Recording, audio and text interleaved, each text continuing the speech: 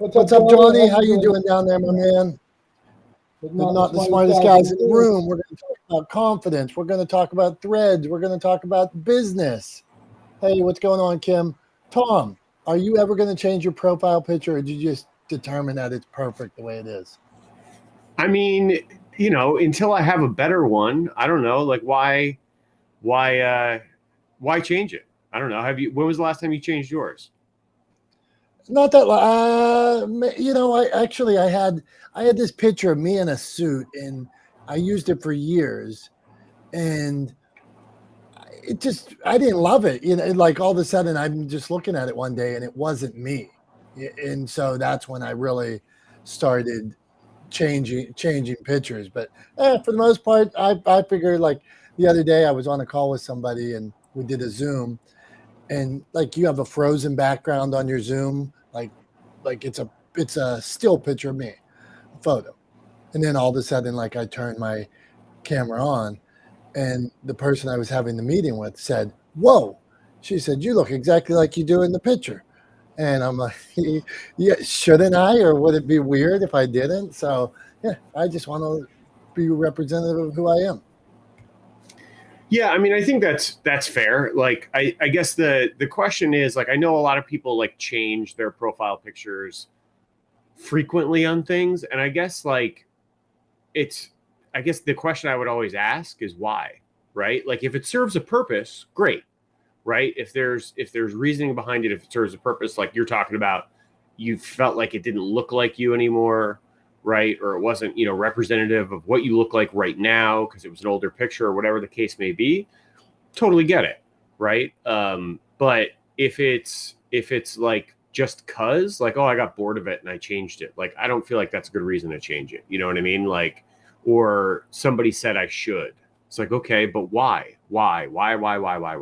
Right? Like, I always default back to being that annoying kid that I was to my parents and asking why about everything, right? Like, why? I just want to know why. What's the reason? There's got to be a reason. If there isn't a reason, then what are you doing? Right? Just throwing things at the wall? Yeah, odd subject to start with, but hey, John Jay, do you ever feel the need? This is not where we're going at all today. We're going to talk about confidence. We're going to talk about threads. We're going to talk about some business. What are you winning at? But we started off some reason with profile pictures. So, John Jay, you ever feel like I need to change my profile picture? You're like, screw it, I don't care. I'm going to leave it the same till I'm 102. He says 102. I'm of the mindset kind of like Tom. If there's not a good reason for me to do it, I'm going to leave it because it's not about me. Here, for example, I want people to see the same thing. I had to make some slight tweaks to the name of my show, rebranding. Other than that, I'm not changing it because I'm trying to build some continuity. And I'll be honest with you, at this stage of my life, I just don't really care how I look. If I'm concentrating on how I look, then chances are I'm missing the picture, which is always my consumer. That makes perfect sense to me. You're always on message with that. I mean, John's one of the guys that, it's always about the consumer. It's never about him. And I believe that, man. And it's as authentic as can be, like where you say, like, some people, they posted that picture of them looking a certain way so that, or with their cat or next to the Lamborghini or whatever, just to get some more likes or something. But that leads me to, and this was a good segue, that leads me to Tom running without his shirt on the other day and doing a video. And so, Tom, give us your thoughts. We'll weigh in on this, just in general. Go putting yourself out there. So I had a feeling that's where the confidence topic was coming from. I had a sneaking suspicion. I kind of knew too when I posted it yesterday. I was like, this is for sure going to come up tomorrow. on the show. So, yeah, man, I think I got to a point where I'm 44, and I shouldn't be embarrassed. I shouldn't be self-conscious, about being, outside exercising, running without a shirt on, right? It's a very common thing in the summer. It genuinely makes me feel better in terms of I feel cooler when I'm running without a shirt on. And I don't like obviously I don't think anybody really likes the sensation of like the sweat soaked shirt like sticking to you. That's not a pleasurable sort of experience for probably anyone. I mean, who knows? Like, to each their own. I don't want to yuck anybody else's yum. If that's your thing, great. It's not mine. So I don't love having that, the shirt kind of stuck to me. And I feel better. Now, it's funny because I actually did a little digging around, and there is no research to support that it actually does make you cooler temperature wise. It does not affect your core temperature. In fact, if you're in a hot climate with a lot of sun and you wear a white shirt, you're actually going to stay cooler than you would if you're shirtless, so long as it's the right kind of fabric and it's, wicking fabric and all that kind of good stuff. But I just feel better, right? It's incredibly humid where I live. It's crazy hot out right now when I'm out running, and I just don't want to be uncomfortable, right? But the flip side of that is 44 years old. I don't remember ever not being self-conscious about having my shirt off in public, right? Like literally, I don't think there was ever a time when I wasn't kind of self-conscious about it. Maybe when I was a little kid, when I was on a swim team. But even then, I sort of remember being a little self-conscious. Like I would always leave my shirt on until I had to take it off to get in the water, like that kind of stuff, right? I was never the kid with the shirt on in the pool, but it was always like on till the last second, and then like on again as soon as I could get it on after I got out of the water, kind of thing. And so yeah, I was never confident. I shopped in the Husky section when I was a kid, right? I was a bigger kid. I've been overweight to some extent, never massively overweight, but at my heaviest as an adult, I was about 40 pounds heavier than I am right now. I was about 220 right now. I'm about 180. So I've always been self-conscious, and I just kind of, I talk about, putting yourself in uncomfortable situations, getting yourself comfortable, being uncomfortable, and I thought maybe I should take some of my own advice. And so I decided to, like with everything else, I don't do anything halfway, right? Because I'm a lunatic. So instead of just running without a shirt on, I was like, I'm going to run without a shirt on, and then I'm going to make a video and put it on the internet talking about running without my shirt on, And, the flip side of that is then there's no escaping from it, right? You can't put that genie back in the bottle, right? Like you cannot close that box. Once it's open, it's open. So yeah, it made me really uncomfortable. But the reactions that I've gotten have been, tremendously positive, supportive, encouraging, all of those great things. I think I should feel good about who I am. I put a lot of work into exercising and working out. I'm not a bodybuilder. I don't do like anything really to like kind of for body image or body shape, because that's not my thing. Like I exercise for performance above everything else. Right. But yeah, I put a lot of effort into exercising, and like, if I feel better and I'm going to get better outcomes out of my workouts by taking my shirt off, then I'm going to take my shirt off. And I guess the people who live near me are just going to have to deal with seeing me run without a shirt on. So, hey, no, I saw you. I saw you out there running, and I'm the same way, man. Like if I'm gonna, no matter how I looked, if I'm gonna take my shirt off in public, man, I would be doing push-ups first. I'd be not eating for 3 days first, and even once I did it, I'd be like, where's the towel? What's the angle? So like, but then like you're saying, sometimes it's so hot. But why I wanted to talk about this is confidence in general. What is it that leads somebody down a path where they are not confident, why they're not confident in their podcast, why they're not confident in their story, why they're not confident in starting a business. And then what is the moment where you say, F it, I'm taking my shirt off. I'm going. What's the moment? The F it moment. The I'm taking my shirt off moment. How do we get everybody in this room to that, like in their business, in their life, whatever the thing they want? So what do you got?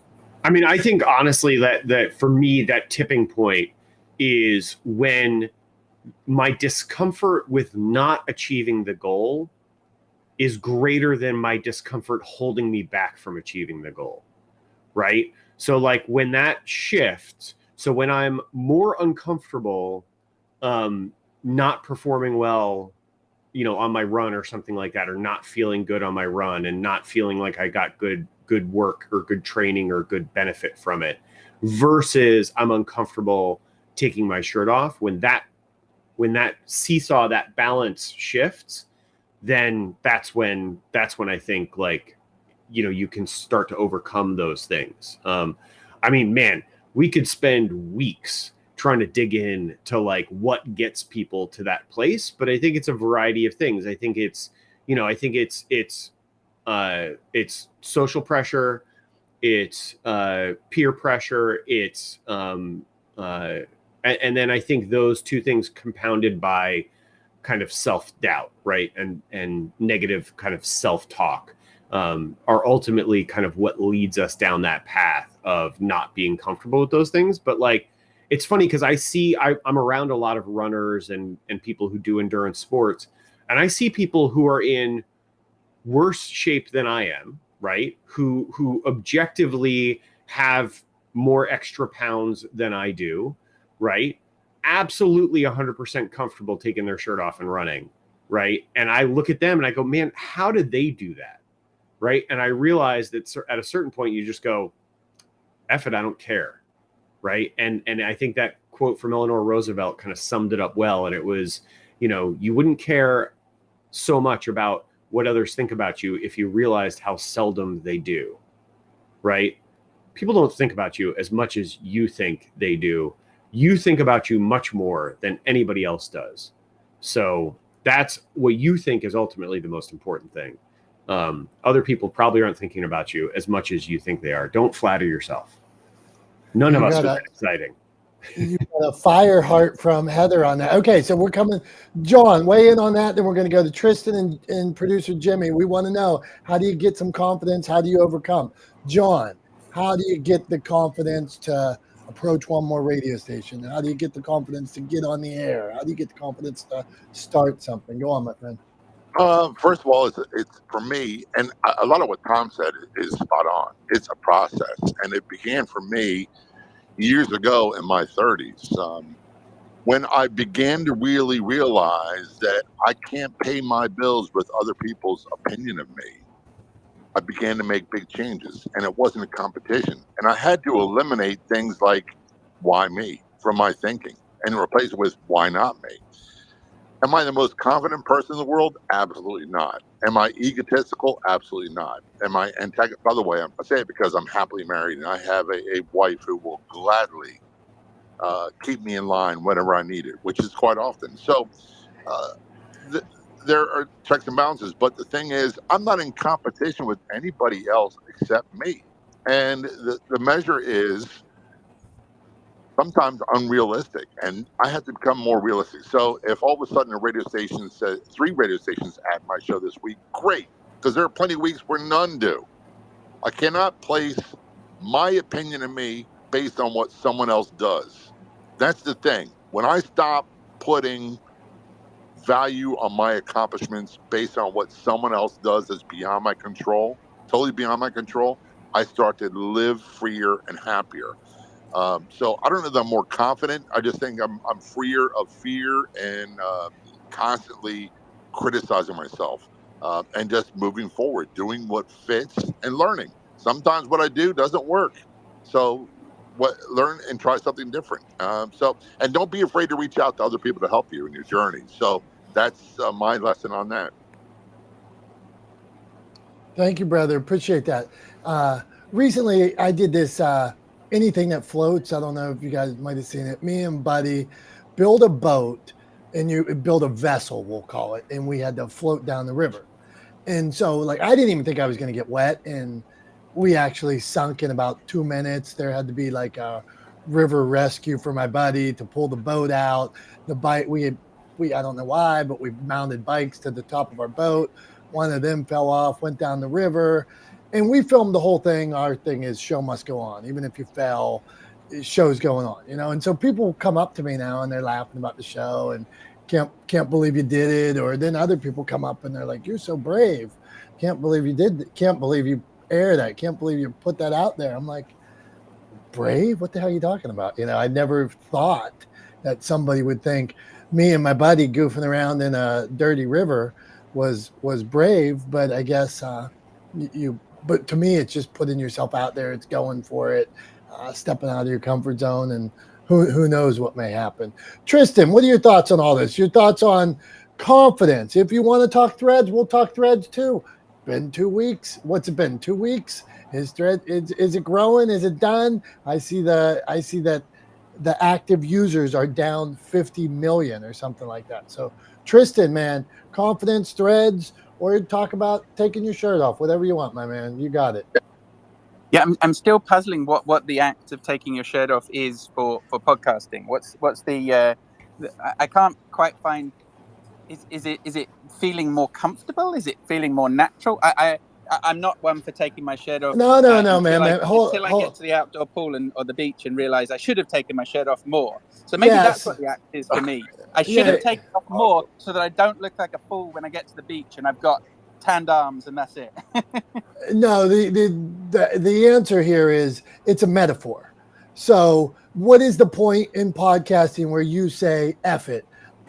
This is the thing I haven't done. I'm not all in yet. I got that. I was just trying to find the metaphor of where does it connect with me? Because I'm not sure that I'm not a Twitch streamer who has my my top off while I'm streaming, so I don't know that it quite literally translates. I need to find the other translation.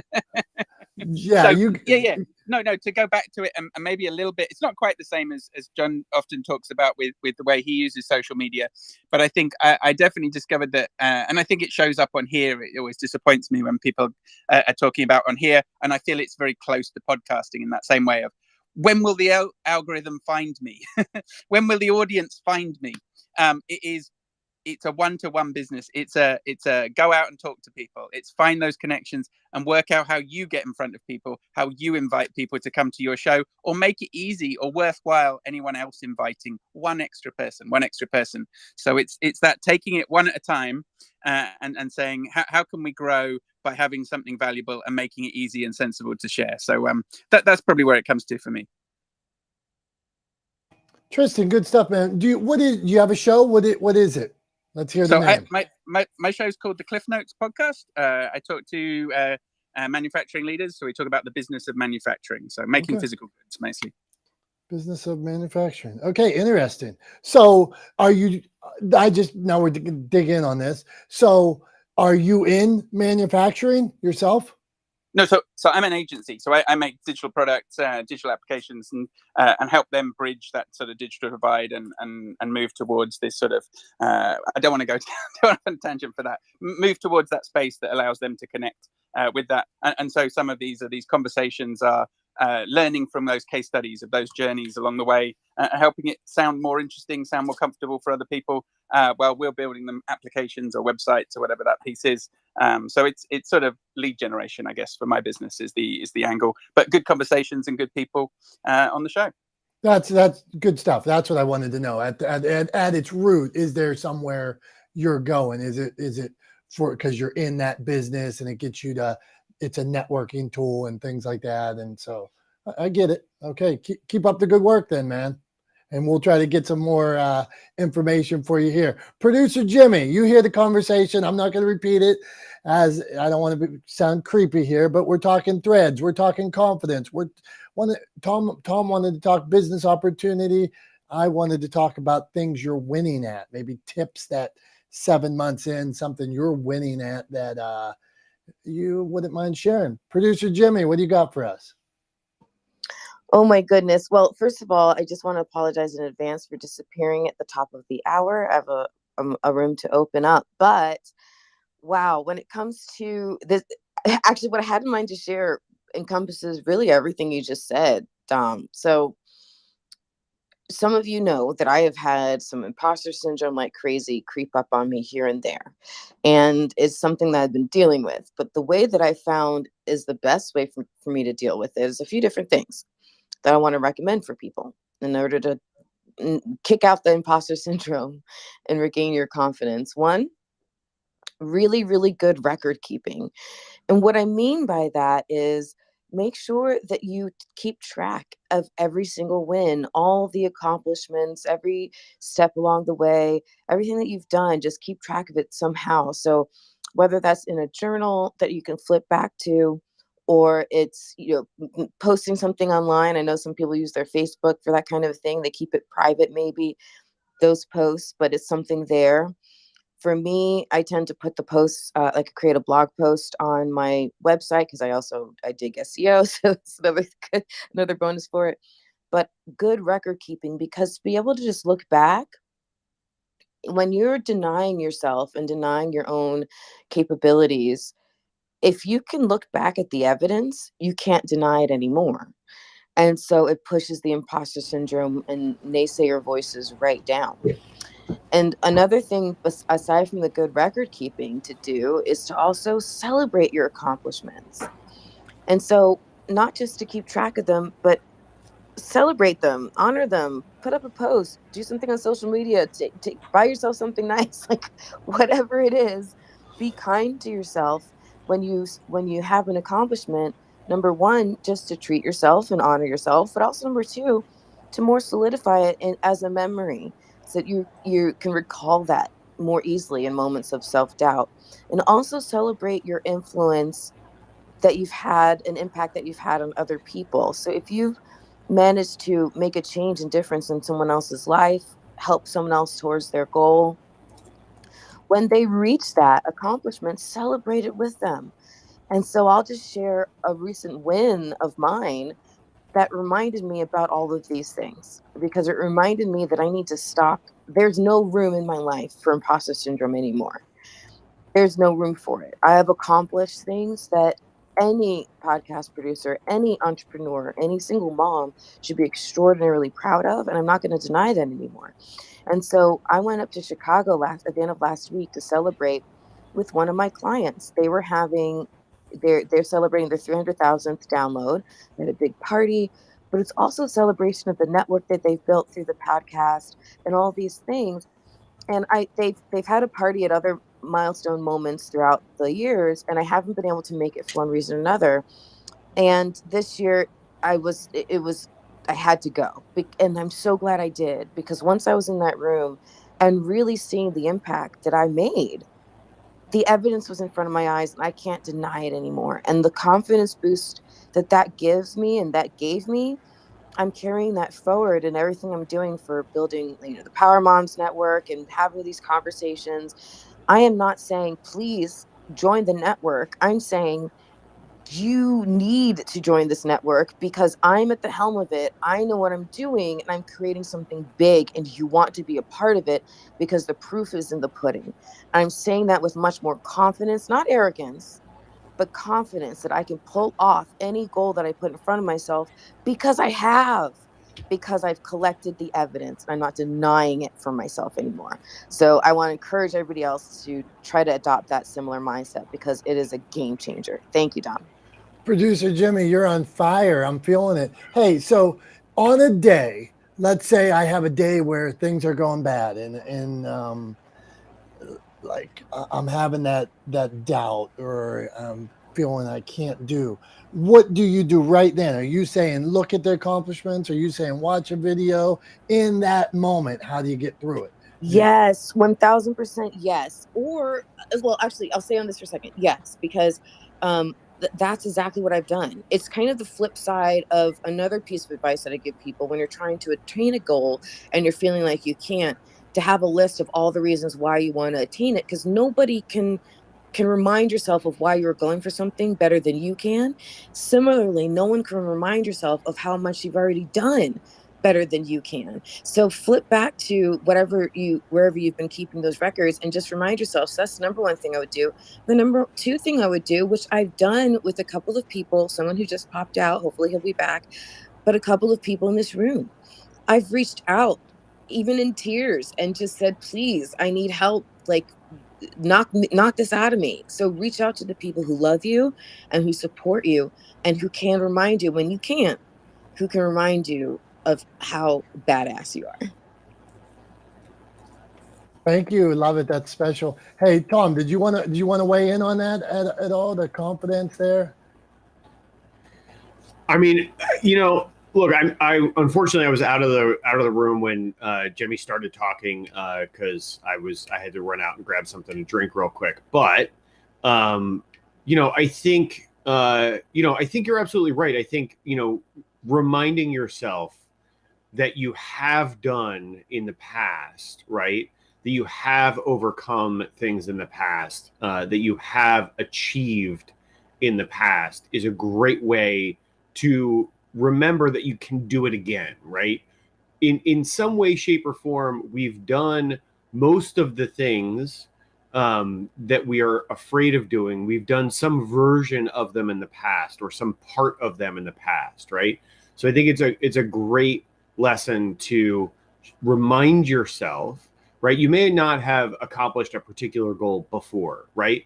But you've accomplished parts of that goal likely, right, in your life leading up to that point. So like remind yourself that like, okay, I haven't done this whole thing, but I've done 2/3 of it before, right? So it's not, I don't have to climb the whole mountain all over again. I just have to climb the last bit, right? I just have to go a little bit further up than I have before, but I've gone most of the way, right? So I think it's a great lesson to just remind yourself that like, yes, I can do because I have done, and just keep pushing forward with that in mind. But yeah, I think it's a great lesson, and that idea of keeping records, of past accomplishments, I think is a great way to do that. See you, Producer Jimmy, and good luck in your room. Producer Jimmy said she got a room started at the top of the hour. We love Producer Jimmy anytime she stops by. Okay, we got a question here. I'm looking at the comments. I'm going to read them. So we just have, it says, April had a question. How do you deal with an unstable person trying to defame you on social media? Okay, so let's see here. John J, Tom, you got any, has that ever happened where somebody? Yeah. Okay, go on. What do you do? Here's an old quote, and I'm going to butcher it. It's from Mark Twain. Never argue with stupid people. They'll just beat you with experience and they'll drag your level and beat you with years of experience. So on social media, I do not engage with negative troll people. I just hide them. It's not worth my time. What it does, it takes me off my game, which is always moving forward, and it moves me to where they want to go. So I just don't do it. People can defame all they want. And the reality is there's a lot of sick people in the world.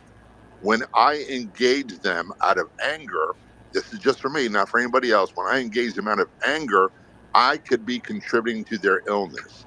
I do not want to do that. But for me, for purposes of growth, it does me no good whatsoever to engage and take my eye off my goal and focus on what they want to talk about. None whatsoever. So I don't do it. Good stuff, John. Go on, Tom. I was just going to say, I mean, I'm 100% on board with John. I think that's great advice to not engage with them. And I love that Mark Twain quote. I've heard that one before, and I think you paraphrased it well. But yeah, I 100% agree. And like to that point yesterday when I posted the video that we were talking about on LinkedIn, I shared that video on LinkedIn. I shared a video of myself talking about being comfortable or being uncomfortable without a shirt on in public, shirtless on LinkedIn. And I knew when I posted that video that there were going to be people who saw that video and they were like, that's not what LinkedIn's for, right? I knew it was going to happen. So what did I do? I just sort of preempted it with, I know there are going to be people on LinkedIn who say this is not appropriate for LinkedIn. And to you, I say, scroll on, my friend, right? Like, I'm not going to engage with you. I'm not going to argue with you about whether or not it's appropriate. I didn't put it there for you if you don't think it's appropriate, right?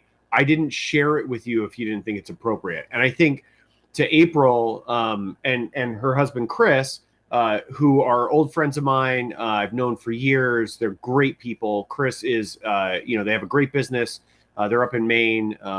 They work with dogs and helping owners with dogs who have behavior issues, right? So dog training business, although that's a real oversimplification of what they do. They really help people communicate more better with their pets, right? With their dogs in particular. And at the end of the day, they've attracted a fair number of haters because Chris is like not shy about his opinions on the sort of general state of dog training, right? And I think that's fine. At the end of the day, I think, to April asking this question, if people are believing what this person is saying about Chris or about their methodologies or about the business, if people are siding with this person who's defaming them or allegedly defaming them over working with Chris or working with their business, then I would say they were probably never going to be a client to begin with. And if they were going to try to become a client, they were probably a client that you didn't really want, right? So like, if there is any loss of business from this person sort of defaming, unless it's, if they're just, criticizing Chris's methodologies or, saying he's doing things wrong or whatever the case may be, I would say if the people that go with them, let them go, right? Like, they're not your audience. They're not your customers.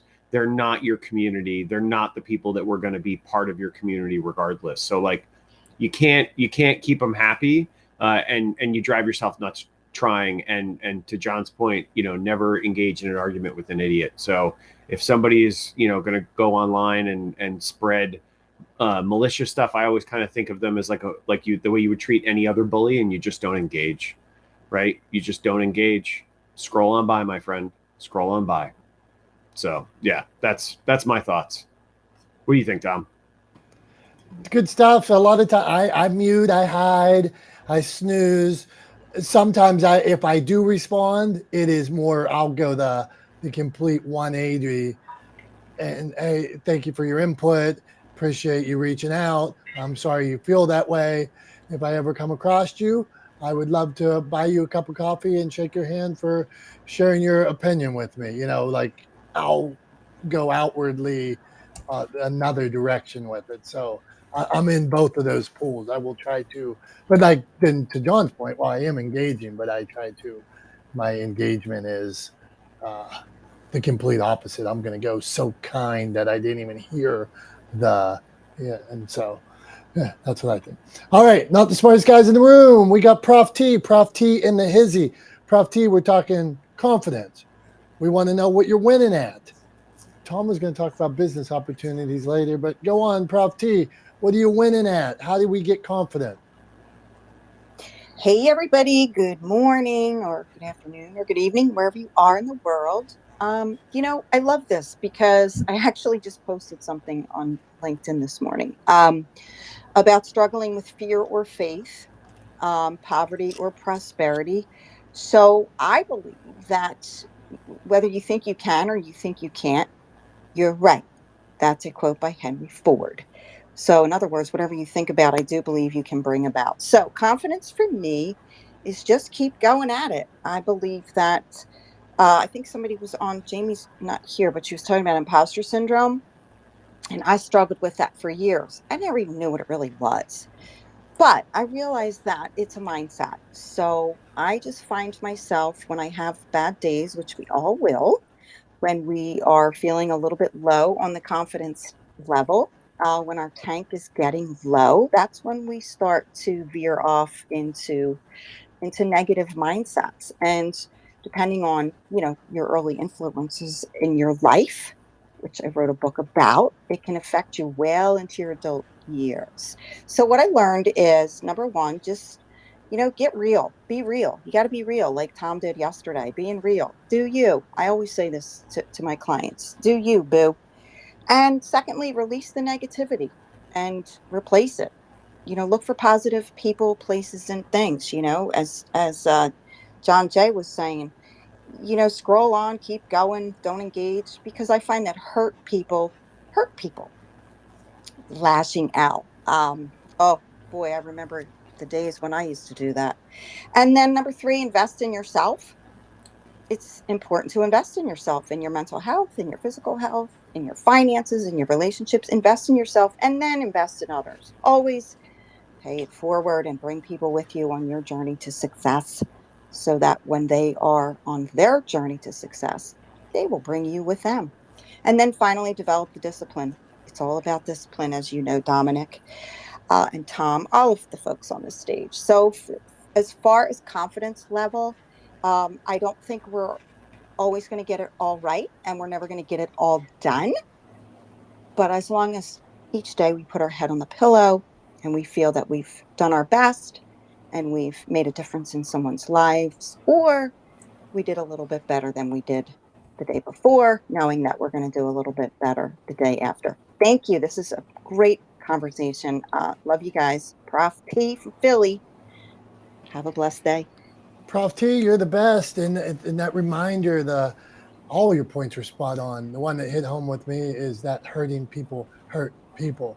I have a 14-year-old daughter, and that's something that we talk about a lot, whether it's how she's treating people, and I think she's a nice girl, or how she's being treated. I just remind her constantly, if somebody says something, Maddie, hurting people hurt people. Remember, hurting people hurt people. Just to know that, like, what if we could almost feel bad for that other person? Sometimes I've not evolved that much as a person that I can feel bad for everybody that's talking crap or something like that. But sometimes I do. You almost say, wow, sorry they feel that way. I'm sorry they're hurting like that. So, all right, not the smartest guys in the room. What Tom's smiling. I just like to see Tom smile. What are you smiling about, Tom? Oh, I don't know. I just I something you said, and I can't even rephrase it, but something you said just made me chuckle. So hey, if we talk an hour and a half, a lot of times, so that means we've been not the smartest guys in the room, an hour and a half times a year. I mean, there's a lot of. I was listening to that AI stuff today, like where they can now they can take your voice and AI it and AI a conversation. I mean, everybody's going to be getting calls from Tom because he's been on Clubhouse for a year and a half, talking for an hour and a half. I mean, you probably said every word. They could call everybody and AI your voice. Yeah, they probably could. I mean, somebody could read, could generate copies of everybody's voices, right? But yeah, I mean, that's part of the issue. It's one of the reasons why there's some of these lawsuits that are going on right now. Sarah Silverman's involved in one, trying to stop I think ChatGPT from some of their data scraping practices, because you want to try to put some guardrails around what data they're allowed these regenerative AI programs are allowed to scrape and pull into their learning model and then regurgitate in a different format. Because at the end of the day, you end up recreating copyrighted works, right? Yeah, I mean, I'd be upset. I mean, they could probably generate an entire episode of this without either one of us. If you plugged it in to the right algorithm, you could generate both of our voices, have us say whatever you wanted, and generate a conversation. If you fed them all these episodes, AI would spit out an episode that roughly approximated what we generally talk about. It probably wouldn't make any sense because AI is actually not intelligent, but we've talked about that before. It doesn't approach anything close to generalized intelligence. It's really good autocorrect is essentially what it is. But yeah, it could spit out something that approximated this and actually make it sound like us. So yeah, and that's one of the reasons why SAG-AFTRA went on strike. I don't know, like for anybody who's been paying attention to that, one of the things that they objected to in the contract, and that the studios were trying to push through, and the producers were trying to push through, was they wanted to be able to scan. This is for background actors in particular. They wanted to be able to scan the face of a background actor and then reuse their likeness in perpetuity across all media without having to pay them. So you get paid for 1 day of work as a background actor, right? And you've been a background actor. So you get paid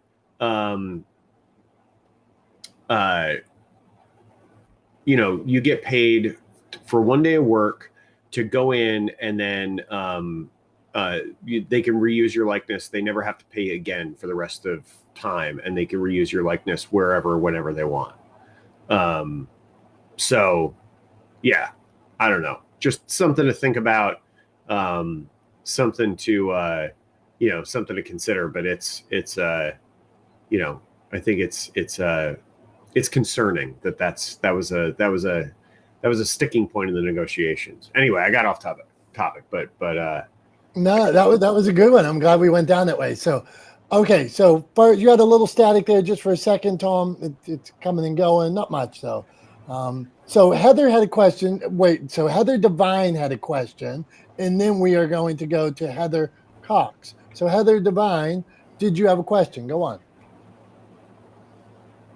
Hi. Well, I was gonna wait for PTR order because I'm driving my son. I never know. So summer camp. Okay, then wait for PTR order. That's good. That's good etiquette there. Thank you. So really, in this room, like unless somebody's like, sometimes people are an expert on whatever subject we're talking on, so they might flash from time to time. And I'm like, oh, well, let's have them talk. Like John about radio. Like it would make sense if John wants to talk about radio. No matter what the order is. Heather Cox, we were talking about AI. We're talking about confidence. We're talking about threads, half the users. We're talking about what are you winning at? We talk about a lot of stuff. We talked about Tom shirtless, but that was part of confidence. So Heather Cox is one of my favorite threaders right now. I'm all about it. So Heather, what do you got going on? Oh, thanks, Dom. I appreciate that, man.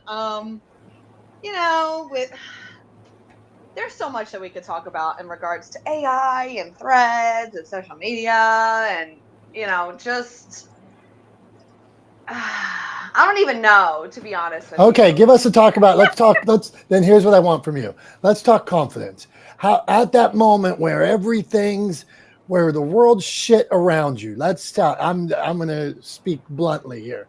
Sometimes everything goes wrong. Sometimes the business you're in, you're like, what the F am I doing in this business? Sometimes customers are mad at you, your car breaks down, your computer goes down, you lose your files, and you're like, what is going on here? How do you stay confident, Heather? What do you got? Okay, so I think I've said this before. I'm very confident in my business. I'm very confident in my skills. And I told this to my mom the other day. I was like, look, I'm very confident in my job, in my business, in what I do. I'm a third generation entrepreneur. My mom is an entrepreneur. Both of my sisters are an entrepreneur. My dad's included in my mom's business. I was literally raised as an entrepreneur. I have zero effing confidence when it comes to my personal life. And that's what I struggle with, is the confidence in my relationships, not business relationships, because I rock at that shit. I don't know why, but like, I'm really good at that. But like my personal relationships, I'm waiting for the other shoe to drop. I'm waiting for something to like crash and burn. I'm waiting for someone to screw me over. I'm always waiting for the other shoe to drop and something bad is going to happen in my personal life. So, and that's from years and years and years and years of trauma within my personal life. So I'm super confident in my business. Like I literally, like if you and I try to talk in a personal setting about like my life and my kids and whatever, like I clam up. But if we're talking business and we're talking websites and business strategy and marketing and like I'd knock it out of the park every time. And I know that may be a little conceited, but at the same time, I have zero confidence in my personal life, and I'm working on that right now. And I think that's, Dom, why I'm using Threads the way I am, to try to just be more myself over there and be more personable, and kind of like maybe open the box to who Heather Cox is on the personal level. And like I have 3 kids, I have 2 dogs, I have a cat, I have an ex-husband who has a new girlfriend who has a new baby, and I have my husband's ex-wife, and it's just like it's so much. I have so much shit in my personal life that my confidence sucks. Totally sucks. And so I think that talking with you guys, being on Threads, being more open, I think is giving me more confidence in my personal life to be like, okay, you know what? I'm not going to put energy into this one-sided relationship anymore. I'm going to match people's energy that they bring to me in my personal life.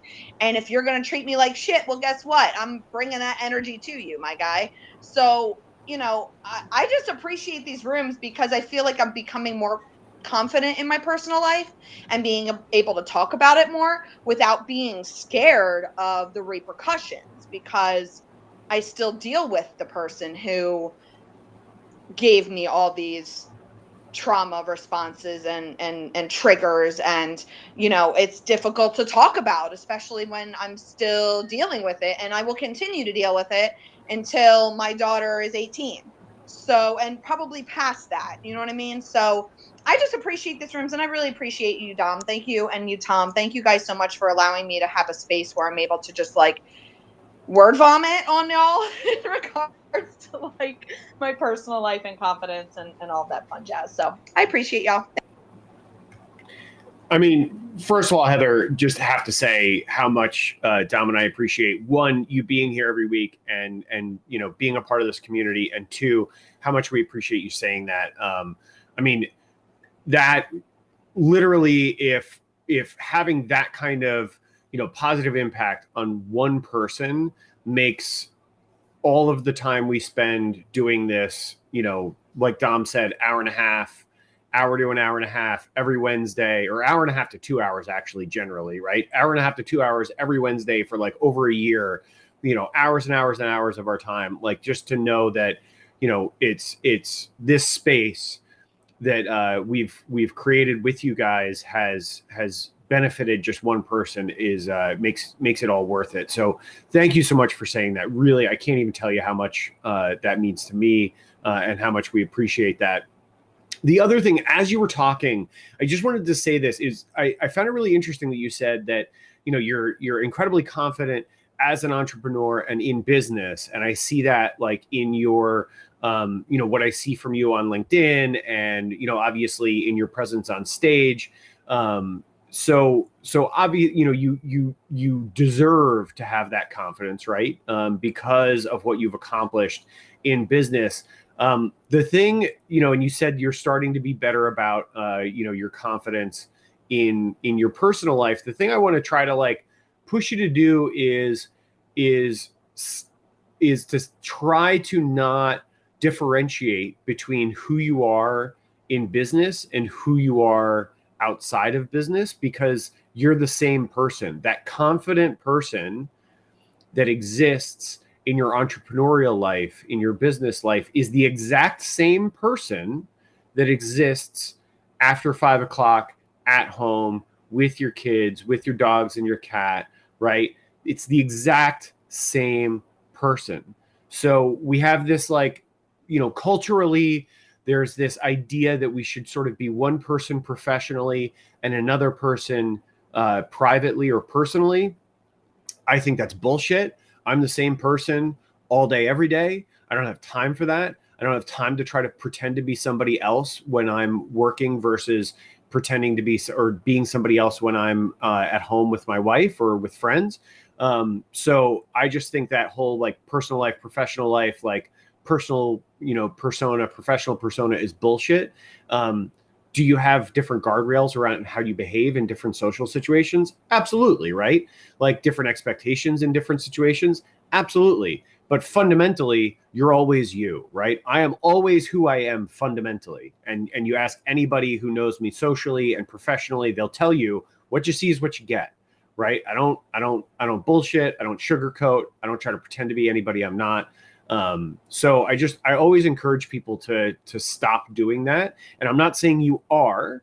I'm just saying that I think the way you talked about it made me think. I just wanted to say out loud, and I hope that it helps to remember in your personal life, you are the same person that is confident professionally, that is a high achieving entrepreneur. When you go home at the end of the day, that's still who you are. You are still confident, you are still high achieving, and you are worthy of that confidence. So that's all I wanted to say. But thank you so much for being here, Heather. Always a pleasure to have you in the room. Thank you, Tom. Thank you, Heather. And Heather, I would just piggyback on that and say, in that moment, like producer Jimmy was just in here and she was saying that she goes back, she looks at benchmarks, she looks at metrics, she looks at past accomplishments. I would say in that moment, when you're in that situation at home and like you're starting to feel yourself going down that rabbit hole, just say, I am a bad bitch, and just 1 minute, just remember that. And maybe just because you're going to know that you're going down that path. And if you could remember that for 1 second, just to change when whoever is treating you a certain way, or you got some negative mojo coming your way, you're above that. And just think that that'd be a good name for a book. I wonder if that is a book. I'm a bad bitch. But anyway, okay. Not the smartest guys in the room. Tom, are you saying you're a bad bitch? I think I could say I'm a bad bitch. I think that would be all right. I love that. I love that. Yeah. All right. Let's AI that. AI. That's what you don't even need the AI. You just have me saying it in every situation. So, okay, Johnny, what do you got for us, man? Are you a bad bitch? The baddest on the planet, baby. So, this whole thing about confidence and self-esteem, and there's this truck in front of me. I don't know what in the world is going on. He needs confidence in his driving. But so I'm pretty confident in my abilities. As a performer, as an entertainer, as a broadcaster, as a professional magician. Look, I'm like the best magician I've ever seen. I have no problems having confidence in my abilities and my ability to entertain and to create great stories. The reviews bear that out. I post the 5-star reviews. I celebrate those on social media. And, the reviews bear out what I think about myself. However, I have loads of anxiety about people actually wanting to see what I have to offer and to listen to what I am producing and to buy tickets. I've got a show coming up this Saturday, world debut of a brand new show that is going to rock the world. But we're nowhere near selling the number of tickets that we need to. And I'm fighting the urge to just throw up my hands and cancel the whole thing. I'm not going to, because that's unprofessional unless there's illness involved. But golly, I'm just like, what am I doing wrong? And so I second guess my marketing and business acumen on a daily basis. And every day I want to ask someone, what am I not doing right? What am I doing wrong that I struggle to get people to hear my voice? At least that's my perception. So, that's my deal. That's my struggle. Does that make sense? So let me see if I got you right here, Johnny, and if I don't, correct me by all means. But it seems like your question is like, how do I, is that you struggle with being confident in your messaging? Is that right? In the way you're structuring your messaging or the way you're reaching out to people? Well, no, just struggling in the confidence that people actually want to listen, watch, see, participate. Gotcha. So I think, there's a couple of different ways to do that, or to deal with that. Like off the top of my head, the first thing I would say is, in some of your messaging and outreach, I would say try to include opportunities for participation on behalf of the audience, right? So like encourage them to comment, encourage them to ask a question in the content that they can answer in the comments, right? Things like that. Ask them to share, right? And see kind of what engagement you get. That's a way to maybe generate some metrics to see how well things are landing and whether or not it's resonating with your audience, is trying to engage them in action and conversation. And then the other thing I would say too is like, how confident are you that you know your audience? Because at the end of the day, if you're confident that you know your audience, then I would rely on that, right? I would rely on that confidence. Like, no, I know who my audience is. I know who these people are. And I know that I'm delivering to the best of my ability something that is of value to them, right? And not everybody that you deliver content to, not everybody that you deliver something to is going to recognize or appreciate or accept that value. And there's nothing you can do about that, right? You can only, I say to people all the time, like you can only control your actions, right? So control the controllables. If you believe that you're acting in the best interest of your community, and providing them with value, then I say keep going. Is that helpful at all? What do you think, Dom? I want to know, Johnny, this is something, what is the magic market in Tennessee? Like, is it the same market that goes to a show at that palace, or is it a different percentage of the population, or is it a market that just likes entertainment and shows? Like, I'm wondering if Johnny was in New York City, like at any building, would he have, sellouts everywhere he went because the market's 10 times bigger? So I just wonder that, Johnny. So any thoughts on it? Me and Tom are doing a whole magic show ourselves. But hey, Johnny disappeared. Johnny, he was having some connectivity issues, maybe. Johnny. Yeah, I dropped off. All the sound dropped off, and so Johnny, what I was asking is, come back in. What is the market like? The magic market like in Tennessee? Is it the same market that is doing the show? Like, is it the same market that would fill that concert venue when Poison comes into town, or is it a different market? Because I was saying, well, if you were in New York City, you'd probably sell out every night because there's 50 times more people. So that's my question. Is it not about you at all? You might be kicked. Let's say I am a publisher of books. So hear this out. I am a publisher of books.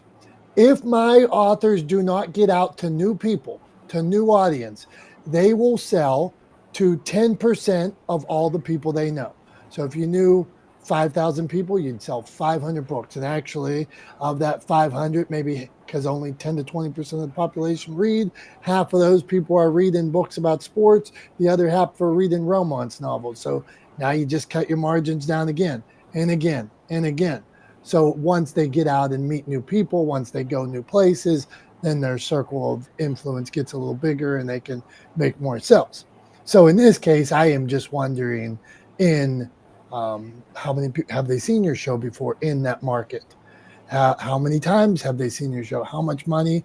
Because even if they love magic in that area, is that market big enough? That's my question. Well, I live in Nashville, several million people, and nobody's seen this show yet. This is the world debut. Nobody's seen it. It's all brand new. But in this market, people do know me. I was, in residency at a place called House of Cards here in Nashville. 300 seats every night, sold out for the last 5 years. And I was there for 2 years.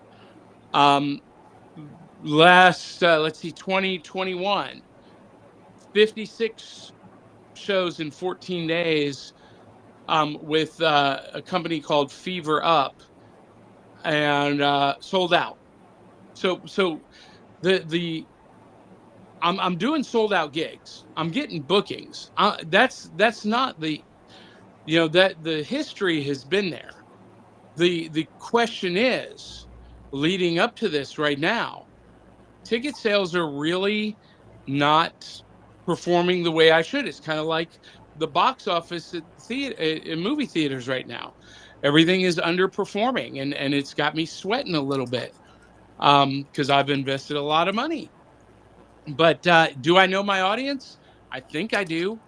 I'm creating a non-toxic, family-friendly, all ages, immersive narrative, magic, and variety review that is all ages, no age restrictions, and that's a big deal here in Nashville, because in Nashville everything is 21 and up, so no age restrictions, no dress code, which is a big deal here in Nashville because places that you can see what I do require a dress code. So there's no dress code, no age restriction, family friendly, and free parking. Those are important things to my audience. So I don't know, but it's going to be awesome. We're going to film it. It's going to be one of the best shows I've ever done. I'm going to be super proud of it. I'm just worried that nobody's going to see it. Hey, man, stay the course, and that's because you care. I mean, ultimately, you're doing good stuff. You care. You want it to be kick-ass. It's been kick-ass. You've been successful at it. So, yeah, I mean, of course, you're looking at every metric the whole way. You fill them out, so you know what it's like when how to pace, how you paced when you sold it out 300 times. But, so just keep kicking ass. You put on that good show. You make people smile. And like in this room, if we, you will sell out. But if you impact one life, you make one person smile. Hey, this guy last night for an hour and a half, he made us smile. Me and my wife were able to hold hands. Beautiful night, and you did good work, Johnny. So stay the course. How's that? Sometimes if we got to go motivational, we'll go motivational here. All right. Not the smartest guys in the room. We got Dr. Tachi in the house. Dr. Tachi, what's going on? Where you want to weigh in on all this, Dr. Tachi? Good morning. Gosh, there's so much to say. Well, I'm wound up. Everybody's wound up. Next thing we'll start talking about fried chicken sandwiches, and everybody will be mad. Here we go. Yep. Should I weigh in on the confidence thing? Please. You seem to be beaming with confidence. Yeah, you know what? A lot of that has to do with upbringing and the spaces that I've chosen to put myself around. And again, this is not everybody's portion in life to be able to have that. But I think, and I'll tell a quick story. I remember that somebody had something of mine. There was an editor that was supposed to edit one of our films that was going into a film festival, and hummed and hawed, and then finally decided that he couldn't do it. Well, you don't tell me that, and we're already over the fact. You should have said something before, and then had the film. So I said, oh, no problem. I'll just go to his job and get it. Because one thing you don't do is piss me off. I'll roll up to your job and get what I need. Otherwise, I'm a very nice person. So there was, my friend was here. We were both in the same doctoral program at Howard. And I was like, well, if you want to stay here, you can. No, I want to see the Nigerian mafia in action.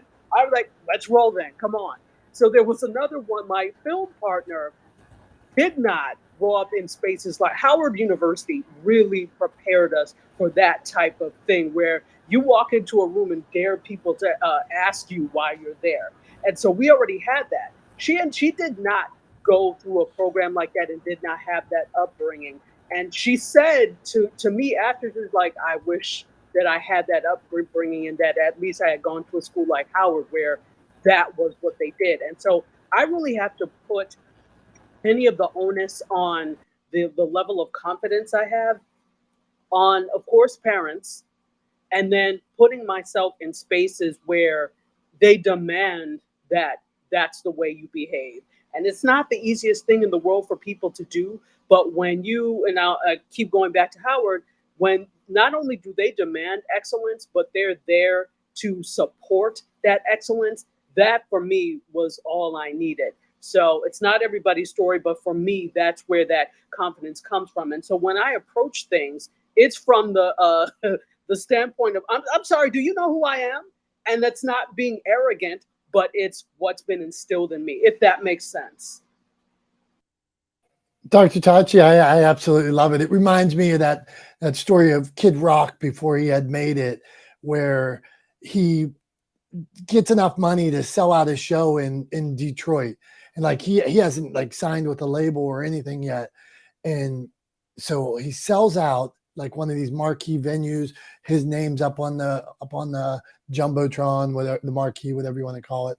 And now all of a sudden, like the music industry gets wind that Kid Rock's up on that, he's selling out venues. And so they go to him and they go behind the scenes and they say, how much can we pay you to sign? How much? And he says, I want Michael Jackson effing money. And he knew he was a star long before anybody else did. And once his name was up in the marquee and in lights, and then they fell into place. So Dr. Tachi, if you don't have Howard or you don't have Kid Rock confidence, where do you go to get this kind of support? That's an excellent question. So I think there are a number of different places. Rooms like this, Dominic, Tom, I don't think you understand how valuable.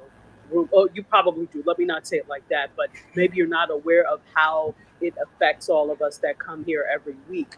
The level of support, the level of open, honest conversations we're able to have. So spaces like this are critically important in being able to get that type of confidence, because you have the support, and that leads to maybe working with other people, etc. So I think seeking out groups filled with individuals of where you want to be, and that doesn't just mean in terms of career or in terms of financial wise, but it could be emotional wise, health wise, etc. So supportive rooms filled with people of where you want to be, spaces, rooms, etc. So hopefully that answers. Thanks for that, Dr. Tachi. Again, I mean, I can't stress how much that means. You saying that means to Dom and I, and how much we appreciate you being here every week.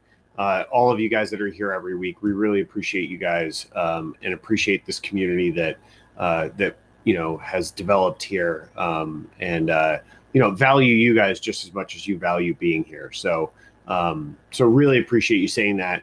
And I think too, like to your point, Dr. Tachi, I think having places where you can go and get the support that you need, right? When you're lacking in a little self-confidence, that you can get that sort of boost from people you know and you like, right? And you trust and you're comfortable with. The other side of that too is I think it's important to have places where you can get honest feedback, right? That isn't meant to tear you down, that isn't negative, right? Where you can get honest, constructive feedback from people that's delivered in a way that it is honest and constructive, right? And that's something we always try to do here, right? Whenever we give feedback, when people ask questions, ask us for our thoughts on things, I know that we always try to be as constructive as possible so that we're providing, so that people are not only comfortable asking those kinds of questions, but also that we're actually providing value back to them and back to the folks that come here every week that are part of this community. So thanks for that. I wanted to shift gears just a little bit real quick because, this is not the smartest guys in the room. I've got a theory and I want to kind of lob it out there. It's actually maybe a little bit more than a theory. I'm going to sort of put it on record. This is what I believe is going to happen. And so I just kind of want to put it out there. There's a few folks in the room who are kind of in marketing communications, that I think are also going to have some thoughts, on this, but I think there's a tremendous business opportunity happening right now, that can't be ignored and shouldn't be ignored. And here's what it is. So it's Wednesday, July 19th, 2023, right? 10:41 a.m. And I'm going on the record, that there is a huge business opportunity as a result of the SAG-AFTRA WGA strikes, right? We haven't felt it yet because all of the sort of content that people are consuming right now was already, so to speak, in the can. It was already filmed. It was already edited. It was already sort of through post-production or mostly through post-production. So the SAG-AFTRA and WGA strikes haven't affected anything that we're consuming right now. We haven't felt the effects as consumers of content. We haven't felt the effects of that strike yet. But those effects are coming. There are going to be, at the very least, there are going to be big delays in production coming down the pike. And at a maximum, some shows and some sort of properties in terms of content that people like and appreciate and value and enjoy are going to go away. There are not going to be next seasons of some of the shows and some of the series that people like, and some projects are just not going to get made, right, as a result of this strike. I, for the record, also 100% support SAG-AFTRA and the WGA. I 100% support them. I am not at all on the side of the studios or the streamers or the producers in this argument. Here's the opportunity. We haven't felt those effects yet. There's also a shift towards branded entertainment content, right? That's happening. More and more brands are creating they're funding documentary programs, they're funding content series, things like that. It's happening already. I think right now the opportunity is massive for businesses to get in the business of creating content that their ideal audience values, right?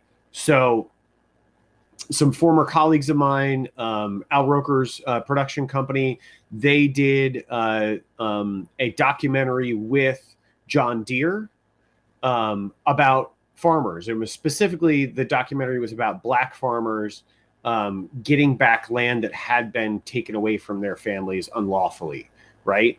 And it was funded by John Deere, right? Their ideal audience are farmers, right? And they're trying to attract smaller scale farmers, family farmers. Like, that's their bread and butter, right? They sell a lot of equipment to factory farms, but they also sell a ton of equipment to families and people in local communities, people who have very small scale farms. And so they funded this documentary, right, that was produced by Al Roker's production company.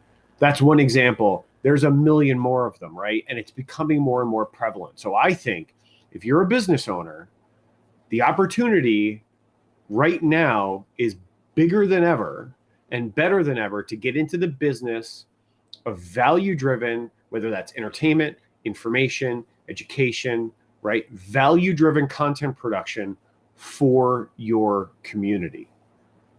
Now is when you should be doing it, because you want to have something built, something created, something made when we start feeling the effects of the SAG-AFTRA and WGA strikes, right? You want to start now. Actually, you want to start a couple of months ago, but I mean, that's a whole nother thing. I've been pushing people to do this for over a year, but I think the writing is on the wall. Like, this is what, and the companies that are going to come out of this successfully are the ones that are starting or have already started production on some of these properties. So that's my 2 cents. I've thrown it out there, my advice. get in the business of content creation that's value driven for your audience if you are a business owner. Now. Do it now. Good stuff, Tom. Go on, Johnny. Yeah. So, Tom is right on the money. I've been screaming this since the writer's strike started. The last time there was a writer's strike, what was it? 98, I believe. It was 6 months, and it delayed new projects for 2 to 3 years.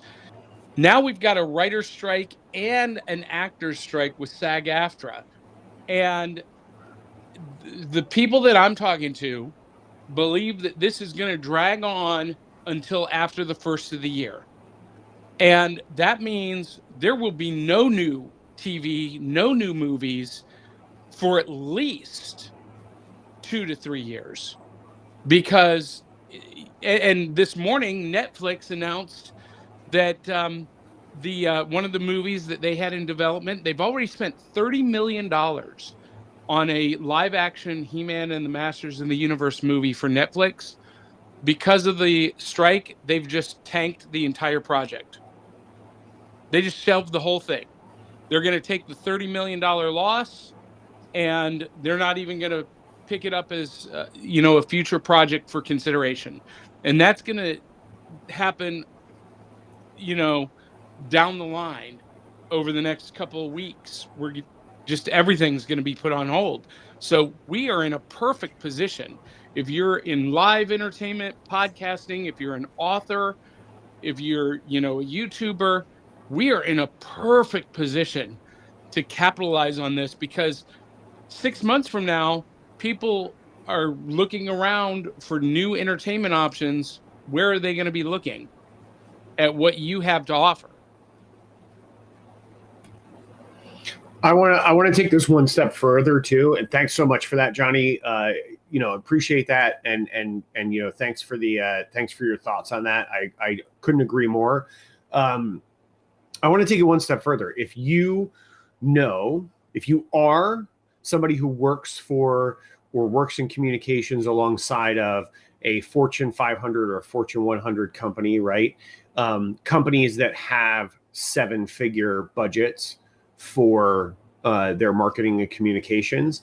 If you are somebody associated with one of those companies, here's what I would say. Go a step further.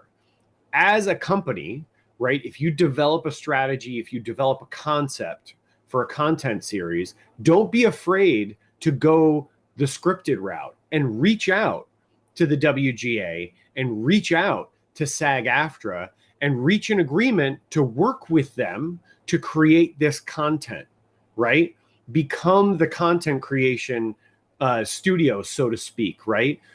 Do the thing that the studios are unwilling to do right now. Sit down with SAG-AFTRA, sit down with the WGA, use some of your 7-figure budget in your marketing, 7, sometimes 8-figure budget, or 9-figure, right? Use some of that money to sit down with SAG-AFTRA, right? Sit down with WGA and work with them on terms that are acceptable to them, right? And do an end run around this blockade of the studios and create the content that they're refusing to create right now for the audience. I think that if you've got the funding to do that, that's a winning strategy, right? That is going to create a tremendous amount of opportunity for your business. If you've got the capital, right, to be able to do something like that, I think that could be a game changer for an organization. So that I just wanted to take it that one step further. Because like at the end of the day, the studios, the only reason any of this is happening, if you look at the SAG-AFTRA demands, if you look at the WGA demands, they're not unreasonable at all, right? The only reason this is happening is because the streamers and the studios don't want to share their profits with the people who create the content, right? Or the majority of the people who create the content. So yeah, I say do an end run around them, show them that they're not needed.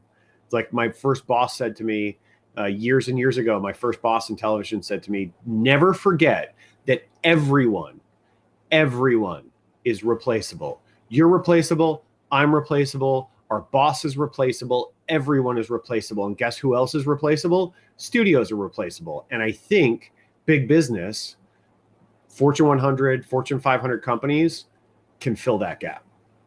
And I think we can fill part of it too, for sure. So, Tom, you are saying produce the whole thing and go around the studio. Create the content, produce it, and go around the studio. Yeah, absolutely.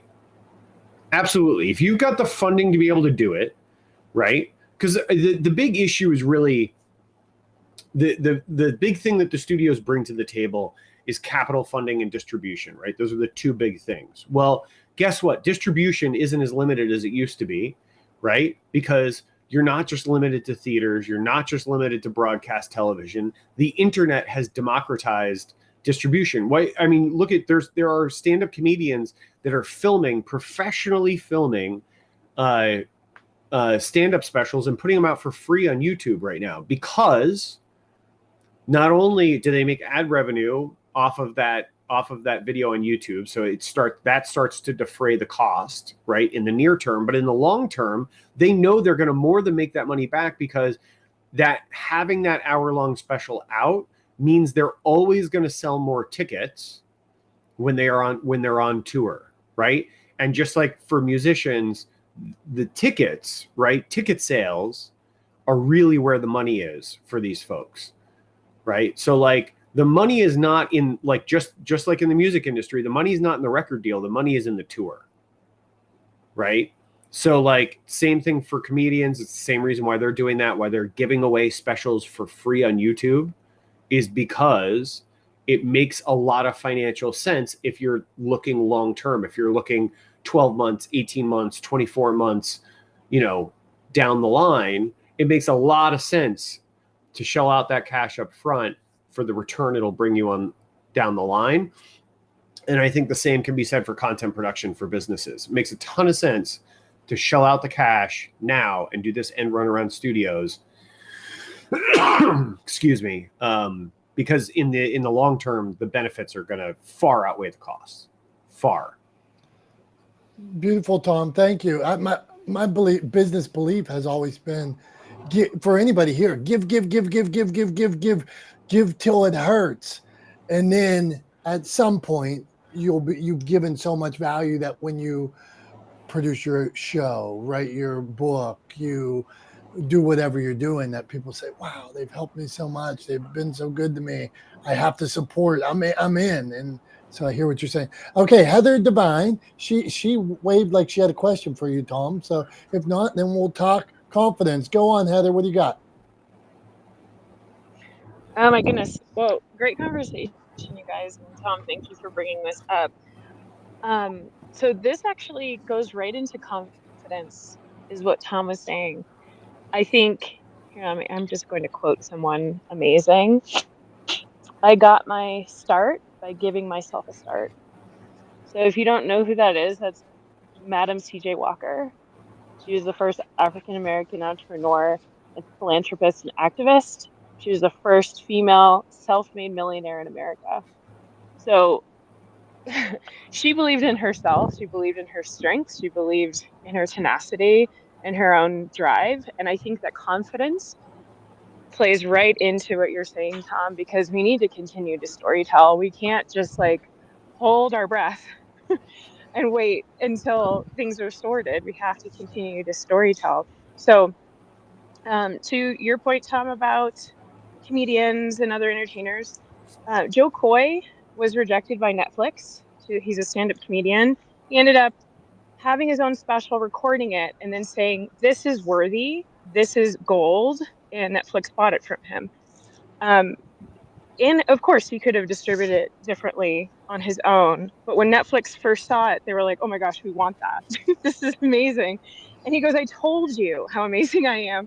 And I think that the more that we like step into our own strengths with confidence, better off that we are, stepping into the world, because we all have different strengths. Some of us are, in front of the mic, and some of us are behind the mic and speaking our truth, more forward facing, and others are a little bit more invisible. But all of it is important, which is what we're seeing play out right now. You know, we've got so many systems that need to be reimagined, and I think based on our ability to, you know, utilize this technology for our benefit and to, you know, stay curious, right? Like, what I wanted to say about confidence in my own life is I was always told that I wasn't intelligent, conventionally intelligent, because, you know, when you go to school and you get, hopefully you get good grades and you like can regurgitate everything you read out of books. That was never the way my brain worked. I was always considered the artsy one. I was always one that's like, I needed to draw, I needed to be able to see it. I'm very visual. So I naturally got into art school and excelled in creativity and animation and videos, and ended up getting into the web design industry, and then ended up in marketing. And all that being said, I realized, okay, all of these narratives that don't serve me, they're in the way of me shining, like, wholly and completely. um and it wasn't until, gosh, it's 2.5 years now that I started my own business, and I have never looked back and never been like, you know, yes, sometimes I look back and I'm like, oh, I should have done this sooner, but everything within time, you know, like, it's okay if you don't figure it out today. Maybe this is a seed that needs to be planted in you to like realize, okay, maybe I can try something different and get a little uncomfortable, and not knowing if it's going to succeed. You know, and you can tap into my profile and read more up on me. Like, I started a nonprofit 8 years ago. It originally was a grassroots movement, and it turned into a nonprofit, a 501c3. Like, that's pretty cool. Like, it's cool, and there's people that are constantly plugging into what we do, and that's like so cool. Like, I will tell you, we're all creators in this space. We, however we decide to step in, how we want to serve community, like, it's completely accessible. It's just a matter of realizing, hey, confidence is in there somewhere. You just got to peel back some of that stuff that just, those narratives that just don't serve you anymore. So that's my contribution for today. Thank you guys so much, and I appreciate Heather, beautiful words. Thank you for sharing. You, I told you about my daughter. I have a son. He's going to be a senior, and every once in a while over the years, he has said, "I'm a slow reader," and well, I'm just a slow reader. I'm a slow reader, and I'm like, I can't even, like, the negative that he's putting on himself hurts me. And I'm like, what is that? Like, in my house, my kids probably hate me because, you know, I'm always like, what do you mean? No, you're not. You're a reader. You're just saying that. You read fine. You read like anybody else. You read more. You know, it's not a matter. Maybe you're comprehending more. But to put those negative labels on anything we do, we're Jason 724. 724 is my area code. 772, the architect. So he talks about putting those negative labels on yourself. Sometimes we do it, you know, it's defense. Sometimes we do it as just to be funny and stuff. But go on, Jason. What do you want to add, my friend? Well, there's a lot to add. I mean, Go there's for so it. many things that I heard. Like, number one, if you want confidence, narrow your focus. And the problem is, it's like, imagine going yourself to a restaurant and you got 6 pages of a menu to look at, right? You're overwhelmed in the experience. And that comes from experiencing me knowing the restaurant industry because I worked as a waiter for 15 years before, you know, working in law. And what I always liked was the more I could give my customers a focus, a narrowed focus that I could read and see off of their optics, they had a better experience. They came back and they became a regular. And how I translate to what we do, it's like, how can I make a created custom experience to you to become a super fan to come back? So that's narrowing the focus. That's number one. And the way that I look at it, you know, look at it, life as if you were an immigrant. You got no backup plans, not to add more pressure on yourself. Confidence comes from a consistency of just doing work, you know, doing sometimes the same thing over and over to where you don't have to second second look at you, it comes to you. That comes from experience. Your experience is your confidence. And that's a hard thing for a lot of people to swallow. You know, they want to put it on all these reasons, just like you were saying, your boy's a slow reader. Okay, great. I'm glad you're a slow reader. So that means you're taking your time to comprehend something, right? So that, and then I would also Yeah, and he said that, not me. I'm not saying I don't accept that. Yeah. Right. Go on. Right. You don't have to turn it into like a criticism to him. It's like, hey, great, that's awesome. You're a slow reader, so that means you're going to take your time. Because if you don't take your time to evaluate your decisions, someone else is making decisions for you. And the perfect example is the more you use too many apps to do for you, why do people need you? Why?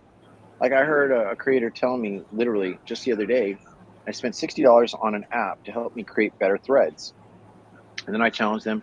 I said, okay, so could you take that $60 of an investment and make it an interest to turn it into $600 in 6 weeks? And they're like, what? And I'm like, yeah, so know what you want to work with. I come in here because of your guys' show, because you're like-minded individuals who do things. I'm attracted to doers, not experts. I am a philosopher, but I'm a doer more than anything.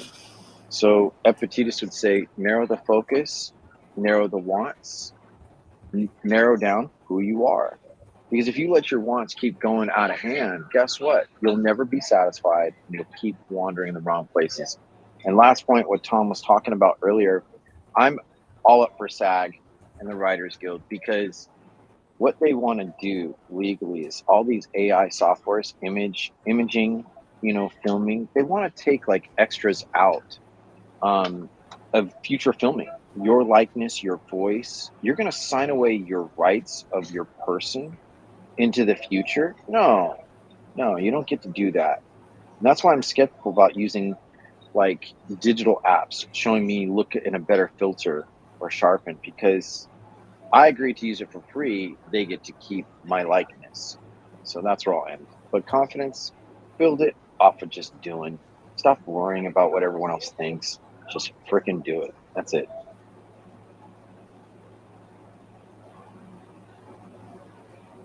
That sounds like a Nike commercial. Just do it, man. Hey, and you're the big idea. Jason's got a clubhouse room. Big idea. It's a great room. You got to get in it. I get in it anytime I can. So, Tom, what do you want to add there? Go on. Oh no, I was just nodding to you, saying it sounds like a Nike commercial because it's because it said just do it. But no, I mean I agree with what what Jason had to say, and always appreciate him being here. Yeah, it's like I said, before, like this whole thing with the background actors. I mean, it's one of the same.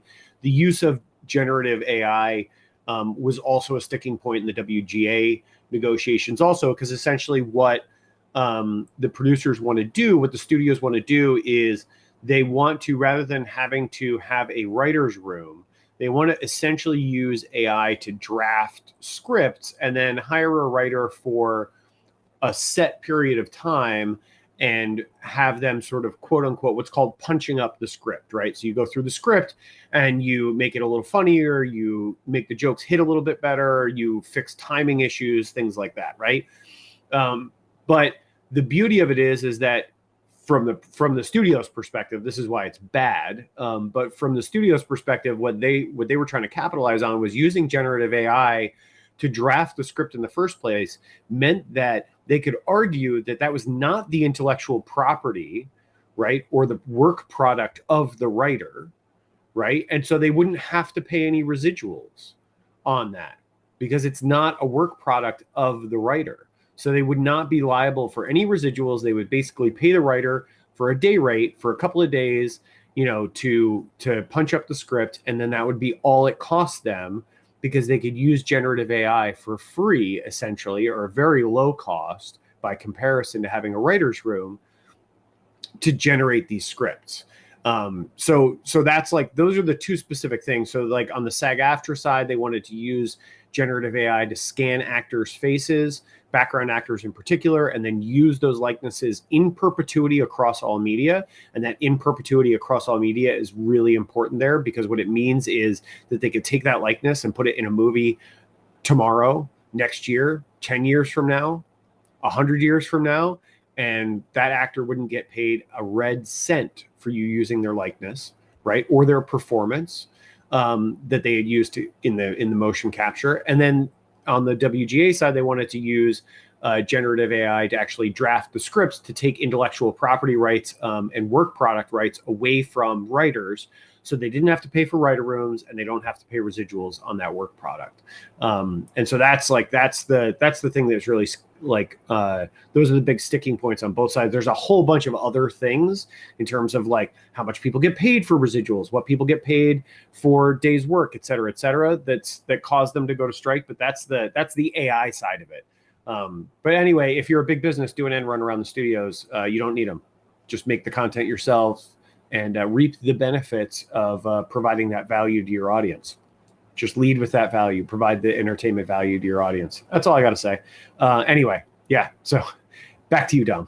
It's that simple, right? To go, well, you're killing Tom. We value your input and expertise on the subject. So, hey, speaking of which, it's that I didn't do this yet, so I got to pull out something that for anybody watching the live stream, something that makes me smile that I haven't shown you yet today. So every week we live stream this. Tom is technical, like we just learned, and he is able to live stream. Not the smartest guys in the room, on Facebook, on Twitch, on my accounts, on his accounts. Where else we at, Tom? We're on YouTube, Facebook, LinkedIn, Twitter, Twitch. I don't think if Instagram or Threads changes, I don't know if Threads actually supports live streaming at all. If they do, I'll get us on there. And Instagram right now, the way they support live streaming isn't conducive to us live streaming on the platform. They want you to do it natively through the app.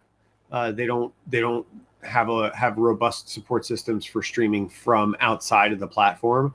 So we use Restream Studio to actually create the live stream. That's how we get the image of the clubhouse room and Dom and I on screen all at the same time. And I've figured out how to get the audio working so we don't have crazy echoes and all sorts of weird stuff. And all of this is done really so that we can see a new tchotchke from Dom every week. So Dom, what do you got? What's your this curio? This makes me smile because I dropped my daughter off at lacrosse the other day, and in the field was a giant. She was at a different school, and there was a giant Mr. Potato Head. It was like larger than life. Like I'm talking like a 8-foot tall Mr. Potato Head, and it just made me smile.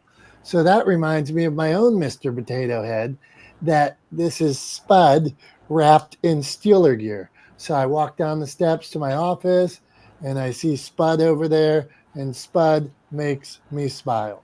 Just more Steelers. That's what I got for you, Tom. And then on a separate note, and now you got me thinking of original movies and stuff like that. So this weekend I watched Breakfast at Tiffany's for the first time. And good movie, good. But last night I watched Pretty Woman. Me and my wife watch Pretty Woman. It's probably the 1,000th time I've watched Pretty Woman. I think Pretty Woman is the perfect movie written. It hits all the beats and everything like that. And so here's the question: does the room think that Pretty Woman is a rom-com? Yes. Okay, I do too. Go on. Anybody else? Yes, no. Dr. Tachi likes Mr. Spud. Okay, there's Mr. Spud. Spud thinks it's a rom-com. And what's weird about Breakfast at Tiffany's really, and I'm a big believer like that all these projects parallel themselves in some way. Breakfast at Tiffany's is a lot like Pretty Woman. There's innuendo that she could be a lady of the night, her come to power and all this stuff. Yeah, very, very similar movies. So sorry for the sidebar.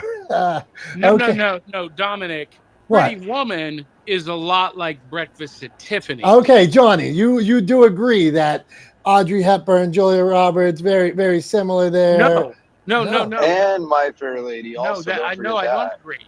I agree that Pretty Woman copied a format from Breakfast at Tiffany's. That is fair. I accept that, but it's a different. Breakfast at Tiffany's is the original source material. So, but you agree they're similar. You say copied. Okay, go on. No, I'm just saying it's a good point. Go on. I think story arc, right? There are a lot of parallels in the stories that are told in both of those movies. I mean, I would argue, when was Breakfast at Tiffany's made? In the 60s, I think. It's probably 100 movies similar. Still iconic though to this day, though, right? There were probably lots of movies with a similar story arc, lots of films made before Breakfast at Tiffany's, and before that there were anecdotes, fables, written stories. No stories we tell are truly novel, right? I think the way we tell the stories, the context in which we convey the story arc is what's sort of novel. But at the end of the day, look, innovation is not about creating something out of whole cloth. It's about adapting existing things in a novel way. And I think that's what Pretty Woman did with the same kind of story arc that we saw in Breakfast at Tiffany's. But go on. And Richard Gere is Gordon Gekko. He's Gordon Gekko in a rom-com. All right, let's go. We could talk about this all day. I'm going to California tomorrow, so you got a little more time with me, and then I'm out of here. So go Where on. in California are you going? I'm going to Los Angeles, man. I'm going to try to hit as many beaches as I can and as many tourist attractions as I can. And I'm going to show my kids all the stuff, and then I'm going to ride my bike. We're going to ride our bikes down the coast as far as we can go. And that's that. Yeah, man. So if you see me out there, wave. I know we'll take some selfies. Kevin. Okay, Kevin, there's a lot going on in this room today, as usual. So we got Kevin, Julie, and then Tom's going to wrap us up. What do you got, Kevin? All right. The reason why I came on the stage was to address what Johnny was talking about a while ago. So one of the things that seems to be very prevalent whenever you share spaces with entrepreneurs is this idea that you have to be good at everything. And tying this into the topic of confidence, knowing what you're good at, also knowing what you're not good at, what isn't your wheelhouse. Now, you can choose to up your knowledge and your experience in other areas, but maybe that's not your choice. That's not what you actually want to do or partake in. And so I feel like with Johnny, you can be an amazing magician and you can put on an amazing show. Knowing how to do those things doesn't mean that you know how to get butts in the seats. And what about outsourcing someone else who's good at marketing? Someone who's a great architect may not be the person who's also a good realtor. I don't understand why when it comes to entrepreneurs, it's the idea that you have to be a good architect, you have to be a good builder, and you have to be a good realtor. Why? I don't understand why people think that. So when it comes to marketing, Johnny, you talked about how you do an amazing family show. Just some thoughts. What about reaching out to like family influencers in your local area, different mom groups that basically are looking for wholesome entertainment for their family? Sending some free tickets to people like that. And if there aren't enough butts in the seats, start honing your audience for the future. Reaching out to some Boy Scout groups or Girl Scout groups or kid groups and whatever tickets you're not able to sell, giving them to kids that have never seen a live magic show and sparking that curiosity and love of magic with them, the next generation, getting them excited, getting them to ask their parents to take them to your next show. So being a person who can create a great club doesn't mean that you can. Yes, Kevin. I love all of these ideas. And it's amazing to me, though, that you heard in my in my statement that I haven't done all of these things. No, I didn't say that you hadn't done all these things, but my point was the idea that you should have to do all of these things yourself because you're good at that one particular area. That's why I gave the example of somebody being a great architect doesn't necessarily mean that they're also a great house builder or that they would be a great realtor. You can have your focus in one particular place and be amazing at that, but as far as marketing that or pushing that out or these other examples of it, that may not be your wheelhouse. Also, somebody else might have the clarity of saying, somebody you think you know your audience, and you may know the audience, the people that are currently coming, but there might be someone else who has an eye going like, well, what about these other people? This is your current audience, but these are other people that should be in your audience that we need to put the focus on directing those people. I'm just saying it doesn't have to all be one thing. You can be a great podcaster and not be a great editor. And so you push that out and have someone else edit, and that basically your content gets out there, but you're not doing every single step of everything it takes for the whole. You can be a great pizza maker, but not be great at milling flour. Does that make any sense? That's good stuff, Kevin, for all of us, not just Johnny. I mean, I'm sitting here thinking, like, I publish books. I suck at editing. I got 6 different editors. If you want, I barely know the difference between there, and there are, man. So what you're saying is all good stuff. Go on, Kevin. Yeah, I'd like to add something to that. Go on, Just Jason. think about this. No matter how much we know, it's never too late to go back to the basics to recover, because there's things in the beginnings, even though we know a lot of this stuff, what to do, how to source out, outreach, we know what to do it. And Kevin was right. But it's like, and we can take it like either respond to it and mean like, what, you think I'm stupid? No, it means sometimes go back to the basics, go back to the middle of what you're missing. And one of the things I'd like to say about that, and in person, my own point, is like when I started working with Julie, and then when I started listening to you guys, and then when I started listening to Johnny, and started listening to Kevin and Dr. Tachi, and all these people that come into this room offering things that I already knew, but what was I stubborn to not just do and see, or see and do? It's like, okay, sometimes you have to just step back from the forest a little bit to see it even a broader view. Do you have a field view or just a focus view? So I think it's just like, I agree with Kevin. I know Johnny's a very well-informed individual, and I go into his podcast pros room with John Wiley. So no matter what, just learn about, even if someone's telling you something redundant or that you haven't done it, take the moment to learn about your emotion in that moment, to learn about what they're seeing, not to what you're not doing, but it's like it's a critique versus a criticism. And a critique just gives the view. Criticism makes it personal. So take it less personal. That's what I'd recommend. Good stuff all around. Not the smartest guys in the room. We got one of my friends here, and Tom's going to wrap us up. We got Julie Loken. Julie's traveling too, so maybe Julie can come up. Julie, where you want to weigh in on confidence, on dimming your light, and why don't you tell us about CreateCon if you can?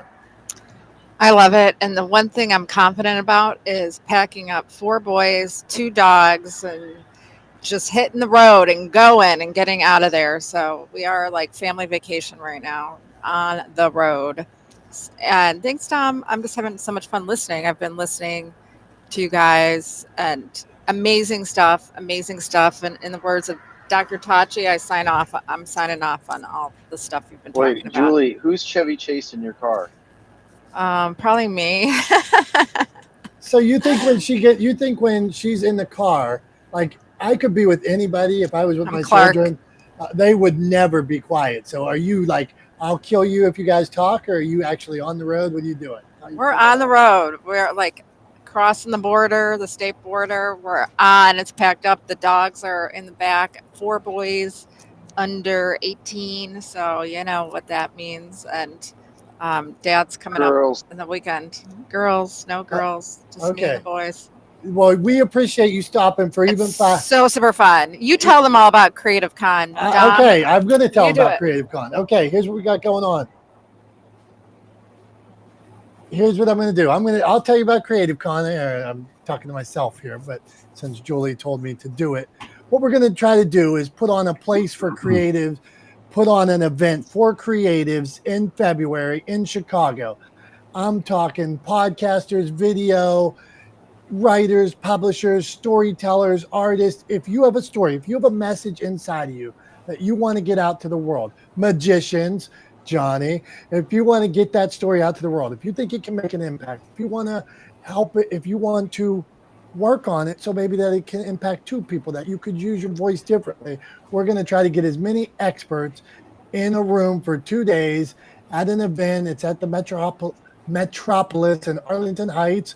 Our buddy Tom from Talex Media is going to be there. He's going to be on the stage. We're going to do a Not the Smartest Guys on a big stage. We're going to have breakout rooms with sales experts. Julie's going to be up there talking about how to share your message with the world, how to get exposure, how to get media appearances. And we are going to be looking for more speakers and things like that. We're going to be looking for more people to host break. There's going to be networking. There's going to be VIP stuff.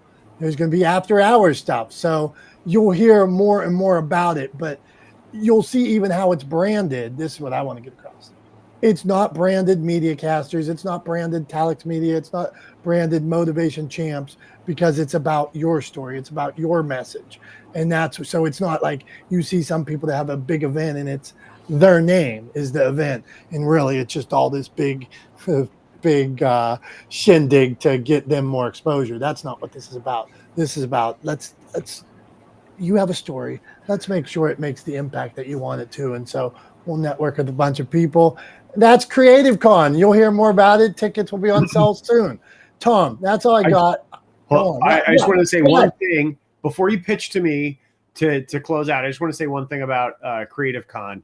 And I think the best events are really measured in the opportunity that they create for the people who attend them, right?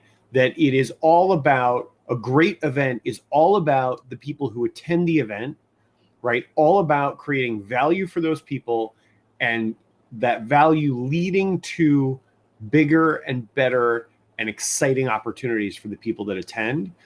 And that's one of the reasons why I'm excited to be a part of this. With you and Julie and all the other folks that are involved. Obviously you and Julie are spearheading. I'm just happy to be kind of brought in, right? But super excited to be a part of this. Super excited to be there with you guys physically in person. It may likely be the first time that Dom and I actually meet in person. So that'll be bananas, first of all, that you guys have not met. You're going to be on stage doing this show live. That's incredible. We should stay away from each other until we not talk to each other the whole 2 days until we big reveal. Yes. The big reveal. That'd be. I feel like that'd be tough. We'd have to do the live, Not the Smartest Guys thing, early in the program. So because it'd be hard to avoid each other otherwise. But no, I mean, I'm excited to actually meet Dom face to face after all these years of talking on Zoom and being on live streams together. And hosting this space together for all you guys. But I'm super excited to be part of the event because I think everybody involved is really committed to over delivering value for the people that attend and to creating better opportunities for everyone involved, right? That's my commitment. I think that's Dom's commitment. I think that's Julie's commitment. And that's why I'm so excited to be involved, because I really do believe that it's going to be a fantastic event in a great place to develop new, exciting opportunities going forward. And so I can't wait to be a part of it. So I just wanted to throw that in, Dom, before you wrap up and wave bye-bye with your Mr. Potato Head and make me think of something to wrap it up with. Hey, wasn't that perfect that Julie jumped back in at the end, even from the road trip? And you see, it's amazing. Tom's going to be our spokesperson for sure. Yeah, he's doing a good job. We'll just AI him now and What did we say earlier? The bad bitch we were talking about, and so we'll AI Tom add that in there, and it'll be all good, and people will come to Creative Con and meet and network and just have a great time. Okay, so that's all. I told you I'm going to California, so I've had enough. I got a short attention span.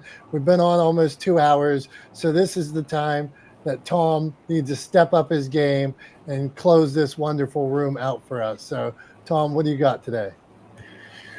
All right, so I feel like this week is a little challenging because we talked about a lot of stuff. I am not surprised, but and I knew you would bring it up. But we started out talking about me being shirtless. So that was not unexpected, but even talking about it made me a little bit uncomfortable, but that's a good thing. I think pushing your boundaries and pushing your level of comfort, and getting used to being uncomfortable, getting comfortable being uncomfortable is the way I like to say it. I think there's a ton of value in that. And that spurred a great conversation talking about confidence, and how we take confidence from one part of our lives and try to bring it into another part of our lives, and how we reinforce our own self-confidence. So I think it was led to a fantastic conversation. We talked about a bunch of things. Dom just said at the end there that he's not going to be with us next week because he's traveling, and family vacation comes first. So totally understand and accept that, Dom. I wouldn't do things any differently. In fact, I've missed episodes of the show when I'm away traveling with my family as well. So totally appreciate you. Totally appreciate that, and hope you have a great vacation with your family next week. I just confirmed Dr. Tachi is going to be joining me co-hosting the room. So it'll have to be not the smartest people in the room. Hey, hold on. You got to have a show and tell, though. If I'm not here, I want Dr. Tachi to bring something. Okay. All right, I can find something to show. I actually have something that's pretty cool that I can show next week. That's in my office behind me, so I can grab that. That's not a camera. I'm not going to geek out on cameras for you guys, but something that was made and given to me years ago that I treasure very much. So next week, Dr. Tachi is going to be with me here co-hosting. It'll be not the smartest people in the room, So I think the thing I want to say, just wrapping up, is, just a quick reminder: get comfortable being uncomfortable. Push your limits. It was a big lift for me to post that video yesterday, to record that video in the first place, and then to post it on social media, to rip that Band-Aid off and go past the point of no return, was a big deal for me, and I very much appreciate all the feedback I got on that post, which was overwhelmingly, it was all positive. It just goes to show that if you put trust in people, people will often surprise you and return that trust to you. So very much appreciate that. And then the last thing I want to say is don't sleep on the opportunity that is staring us all in the face right now. If you are a business, if you know people that work for big businesses, if you are in marketing or the communication space, right now is the time to be working on creating value-driven content for your audience, because there is going to be, as Johnny pointed out, there's going to be a huge gap in the content available from studios and streamers coming up. There's going to be a multi-year gap, and audiences are going to be looking elsewhere for entertainment, and you have the opportunity to deliver that entertainment for them and reap the benefits of giving them that value, right? So like Dom was saying, give, right? Like I like to say, lead with value, create that value, lead with that value, deliver that value to your audience. And if you're a big enough business and you got the finances to do it, do an end run around the studios, work with SAG-AFTRA, work with the WGA, and create content that the studios are refusing to create right now for your audience. And I promise you, it will pay dividends in the long run. And that's all I got. That's all I got for today. Thank you as always to everybody for being here every week with us. We really appreciate you guys.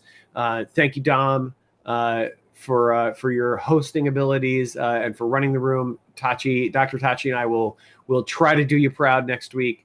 Although I'm sure I will stumble all over trying to keep the room moving and providing feedback to folks. It's not my strong suit, so just bear with me next week. Dom's got I don't even know what size shoe Dom wears, but I'm sure he's got big shoes. So metaphorically or literally, we'll do our best to fill his shoes. In the meantime, everybody have a great rest of your week. Love y'all. Appreciate y'all. And we will see you guys next Wednesday at 9:30 a.m.